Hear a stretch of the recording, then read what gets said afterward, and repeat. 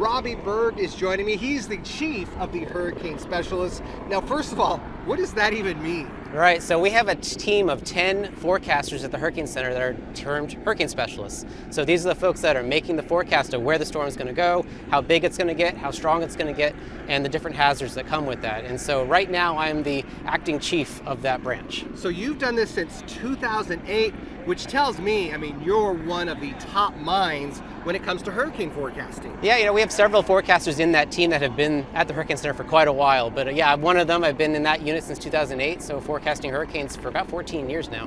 One of the things I often get asked is, which model is best when it comes to forecasting hurricanes? And I always say, I don't look at it that way. I always look at what the Hurricane Center says, because they have people like yourself who've been doing this so many years. They put all the models together, put all the data together, and give really honestly the best forecast. Right. Would you agree with that assessment? That's exactly right. There is no one perfect model. We look at several models, 4 or 5, even more models at one time. And with the years of expertise that we've been doing this, we know which models do well in different situations, and that's what it helps us to make a good forecast. And over the long run, the Hurricane Center forecast cannot be beat. Yeah, I agree with that. And in all of the years that you've done this, has any storm ever surprised you? Every storm is unique, and they all throw things at you that you may not expect, but you expect the unexpected in a sense. We think of Ian last year, that rapid intensification just before hitting landfall in Florida. That was a little bit of a surprise, but we know storms can do that. That is not a surprise. Is that the number one thing that happens with hurricanes, is really the rapid intensification? I know going back even 10 years ago, you just couldn't predict rapid intensification, and now I think it's a lot better. But is that the one thing that it's the biggest thing you have to watch for that the models may miss? Yeah, rapid intensification comes with a whole bag of issues, let's say. It's not just the storm getting stronger, but that means that you're going to get probably worse storm surge along the coast because of the strength. Sometimes after rapid intensification, the storm actually starts to increase in size, spread out as well.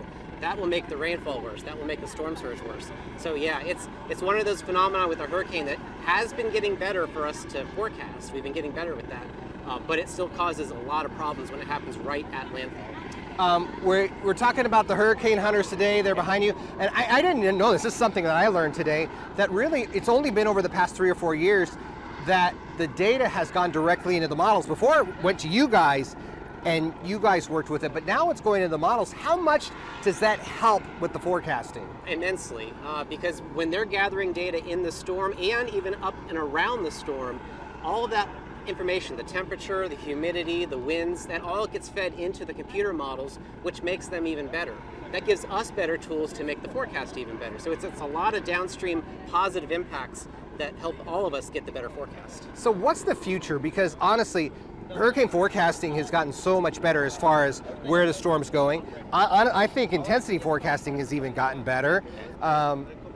What's the future? I really think the future is getting people to understand their risks. We can make a perfect forecast, but people don't often know what to do with that perfect forecast. They don't know if they live in a flood zone. They don't know if they're immune or prone to storm surge. And so it's not just the physical science we're worried about, but it's also the social sciences, making sure that people understand what to do with that forecast when it's given to them.